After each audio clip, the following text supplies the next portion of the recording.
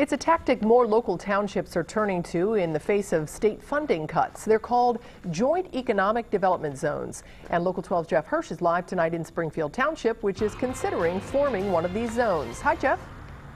Well, good evening. The township trustees are meeting inside behind me. The meeting just about to get underway. Local governments all across Ohio have been cutting budgets, cutting people, cutting programs, and this is one solution to it. And Springfield Township is considering this joint economic development zone, which, depending on your perspective, is either creative and necessary or sneaky and unnecessary. What it would do is it would impose a 1.5% payroll tax on people who work in the township and also a similar 1.5% tax on net business profits.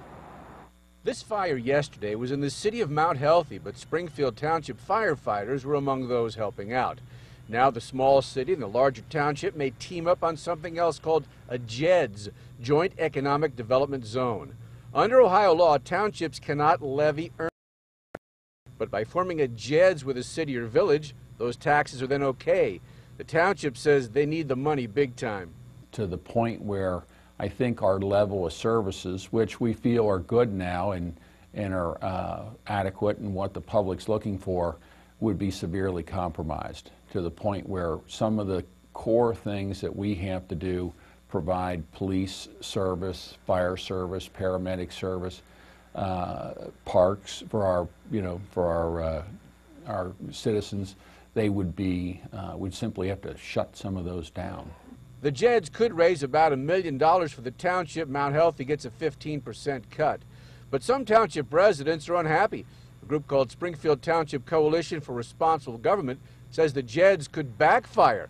One business owner specifically came here because there was no earnings tax. One of the things they were saying was that there's no incomes or earnings tax, and that was an advantage to locating here. And at the time, they really touted what an advantage that was for the township to get business to come into the township. So I don't understand that the 180-degree turnaround on it. Gun shop owner Kyle Hufford leads the anti-JEDZ organization. Our group is prepared to go into full campaign mode. Yard signs, flyers, passing out, flyers to residents, whatever we've got to do to get the word out about this.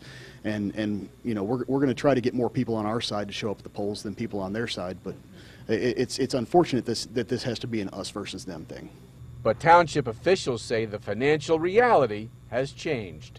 One of the political ironies in Ohio, this Republican-dominated township has had to slash its budget by 1/3 because of what's been done by Republican Governor John Kasich and the Republican legislature. They have slashed state funding to local communities across Ohio. They decided that they're going to, it appears, declare war on local governments, and they have done that, and it's made it very difficult for us. Now, if the trustees tonight approve the JEDZ, it would still go on the ballot in May. The voters would have final say. About 30% of the property in Springfield Township is tax exempt. They don't get any property tax from it, schools, churches, and so on. And so if this is approved, this would then allow the township to get some earnings tax revenue from people like school teachers. On the other hand, people who live in the township and also work in the township, they would get a rebate to cover their earnings tax. This is really targeted at non-residents. Live in Springfield Township, Jeff Hirsh, Local 12 News. Jeff, any idea which way they're leaning, which way the vote might go tonight?